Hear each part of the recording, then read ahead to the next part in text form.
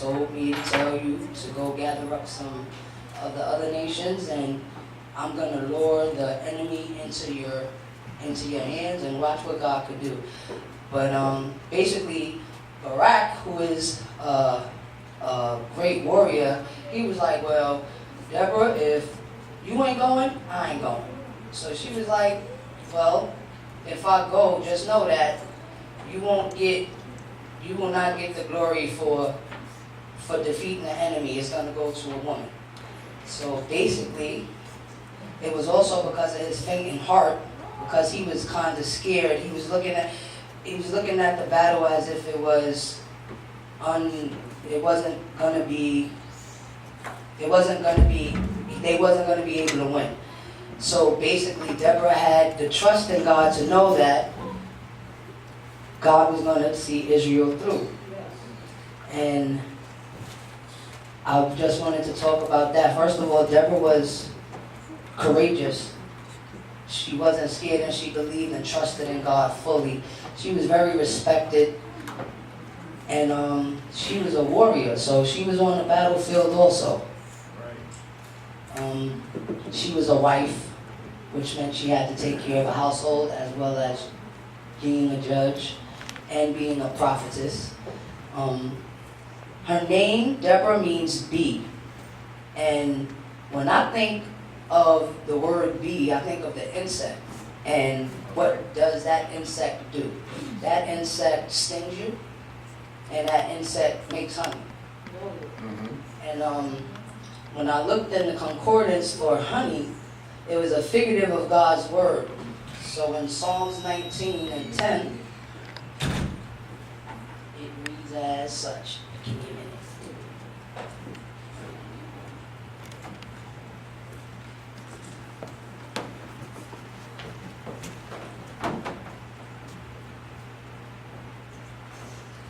They are more precious than gold. Oh, I'm reading from the NIV version.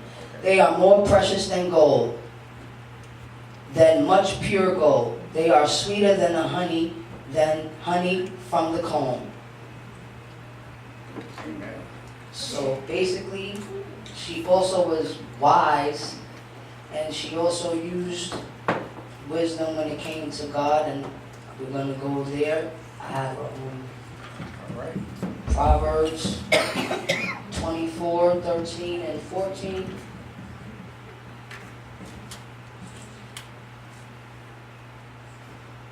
Okay, 13 and 14. As far as honey is concerned to wisdom, it is, eat honey, my son, for it is good. Honey from the comb is sweet to your taste.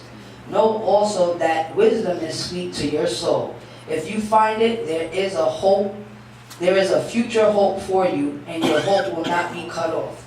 So, with our theme being a godly woman created with a purpose, first, I remember this saying that says, you can catch more flies with honey than with vinegar. That's right. And us women, sometimes we got a mouth.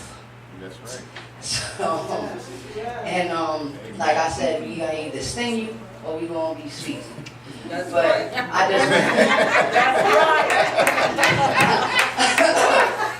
so I just want to encourage us women today.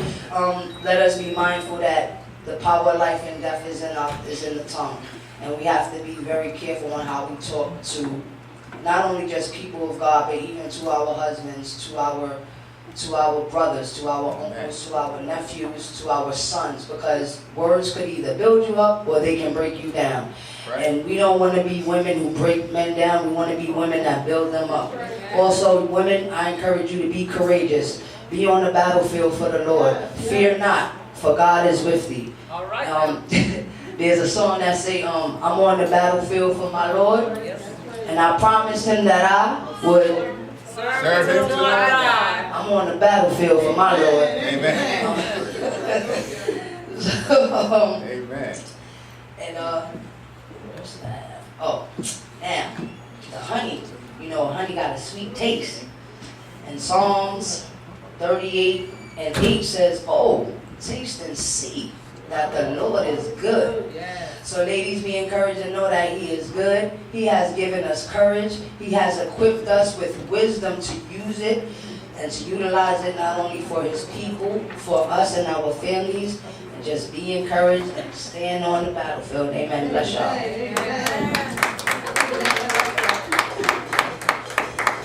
Come on up, Sister Keisha.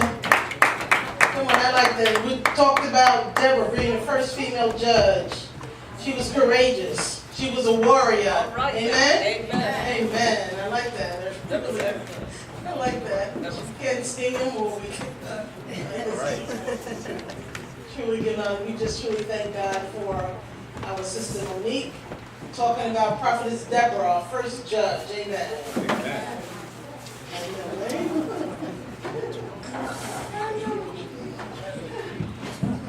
Good afternoon, church. Good afternoon.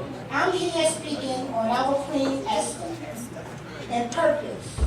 Purpose is defined as the reason for which something is done or created or for which something exists. We speak of women with a purpose. Esther had a purpose far greater than one can imagine. Esther's story speaks of a woman who was willing to risk her life to save her people. She was a woman of principle who was willing to put the lives of others ahead of even her own life. Esther took her life in her hands and decided to intercede with the king on behalf of her people, no matter the consequences to herself. In those times, anyone just couldn't approach the king without being summoned. If so, they were put to death immediately. Esther asked, can she go to the king? She walked up to the king's palace and he put his scepter to accept her to come in. Esther asked the king, can you save my people? Not knowing what that really meant, that's what she was asking.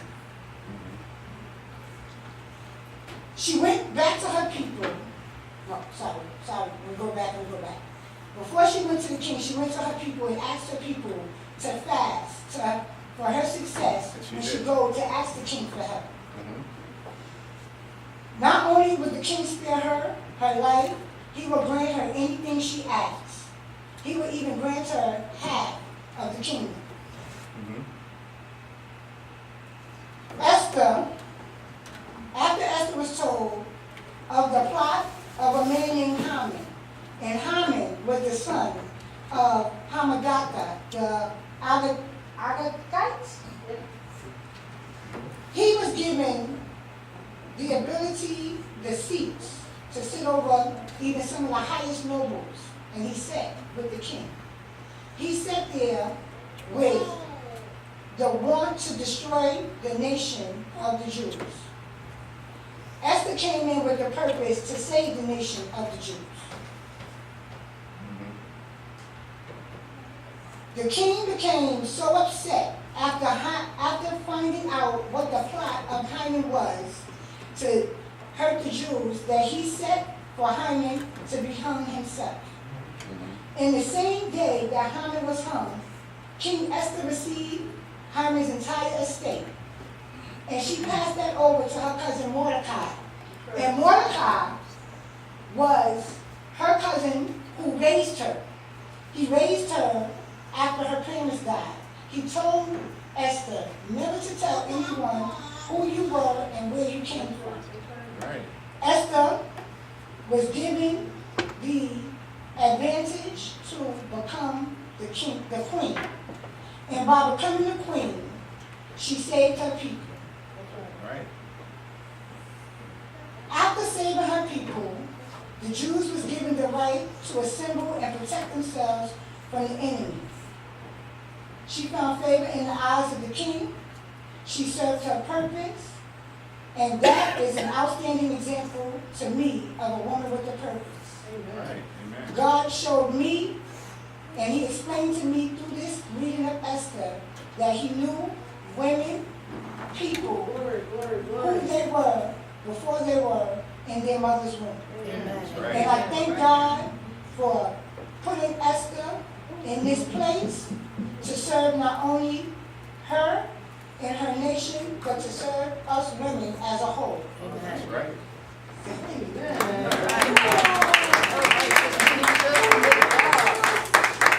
bless, that was awesome. Amen. Queen Esther was bold. She's a woman, she was very, very bold, and she's a woman of purpose. Today we're all women of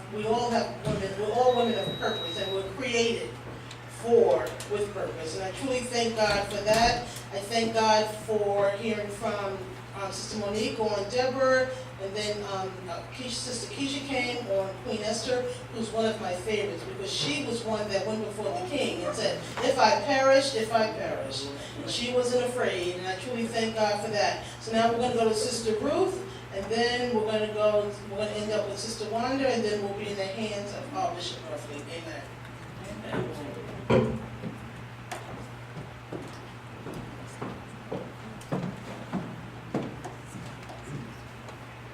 right.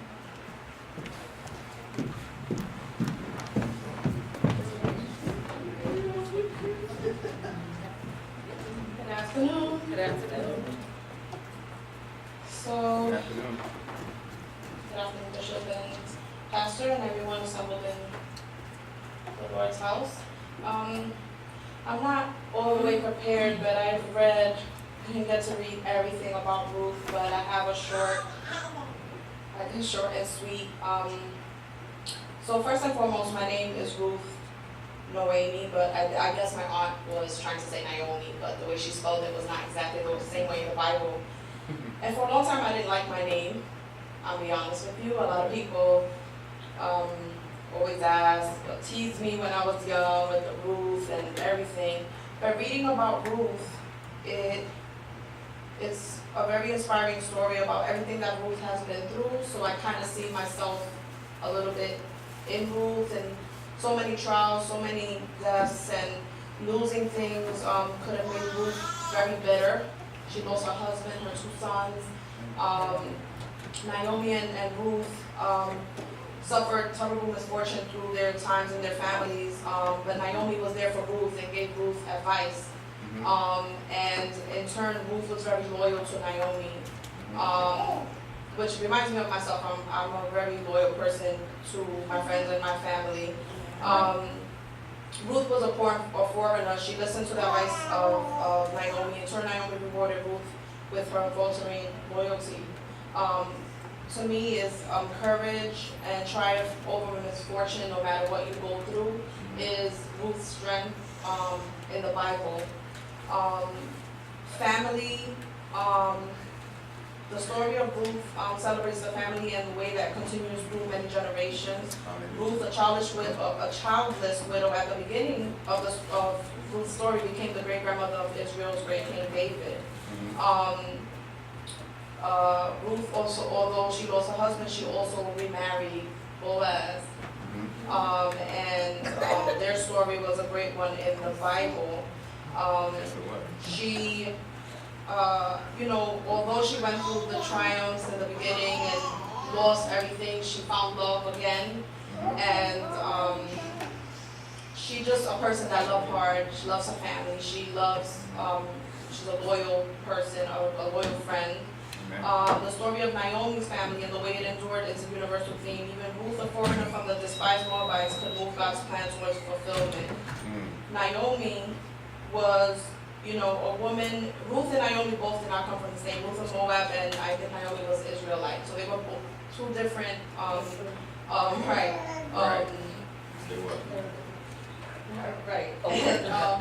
they were not supposed to like each other, but in turn, they ended up speaking, and through speaking and being women and going through the same things, and they found a common ground, and they became friends, even though back then, if you were an Israelite or a Moab, they didn't get along in the society at all. That's right.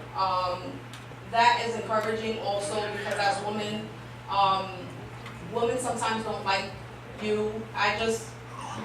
What I took from that is, in everyday society, you can meet someone, people don't like you by the way you look, or because of the way you talk, or who you are, or your race, without getting to know you. And I go through that on an everyday basis.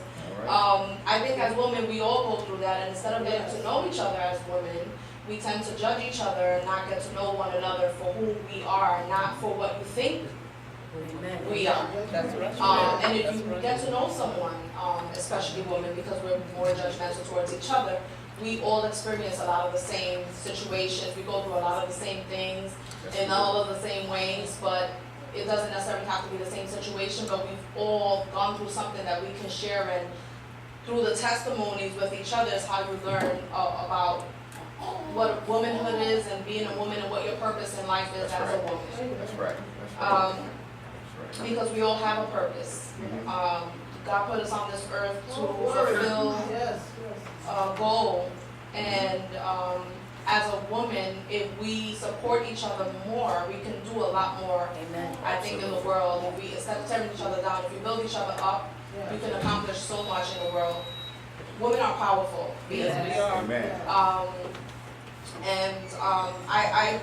Ruth's story was one. It was a death, love, loyalty. She went through so many different things, and still, through all the adversity, she still, at the end, basically had a great story. Basically became a mother, became a wife, had a loving family, was a loyal friend, she was everything. And I think as I continue to go through my journey as a woman and have friends that are women, sisters, aunts, and everything, what the story of Ruth and Naomi taught me was no matter what happens or no matter what people do or throw at you, is to continue to be a loyal person, be the person that I am, and stand in my purpose, so that I don't become a bitter person because of what people are doing to me, but instead turn it into something that's a positive.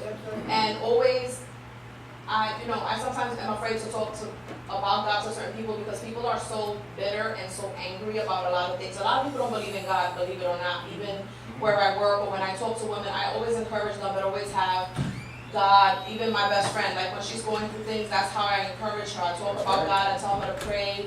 God will let you know if this situation is for you, if it's not for you, but sometimes we have to go through to learn for ourselves what we need and what we don't need.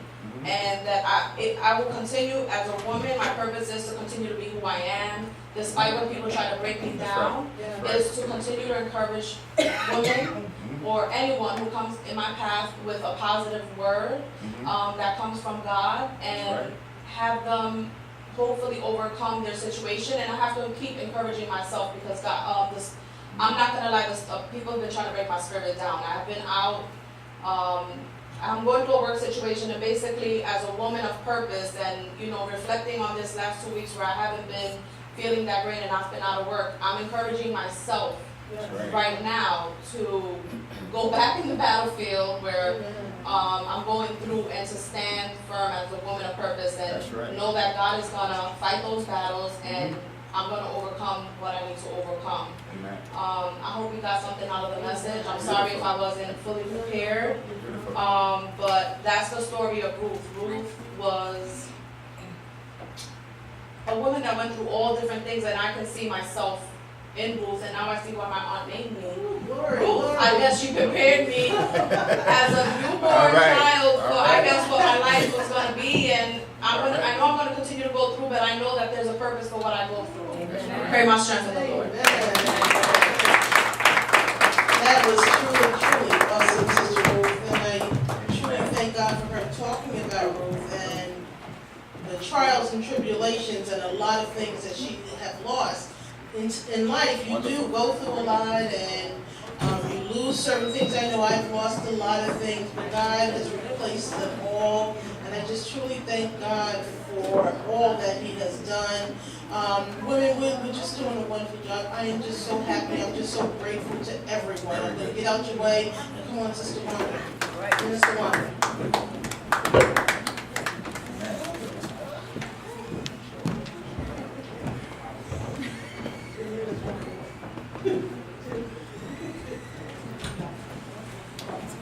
Thank God, giving honor to God again. But you know what? I'm going to add a little bit on Ruth, only because, and I checked with Ruth, she said it was okay, because that's the one I'm prepared for, but then I'm going to flip over and talk about Mary.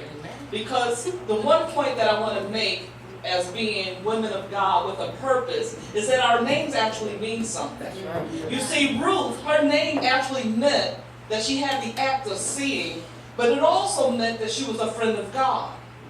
And it's important to know your name because you understand then your purpose. Even though she was a Moab, now you ready for this? She was from an ancestral relationship.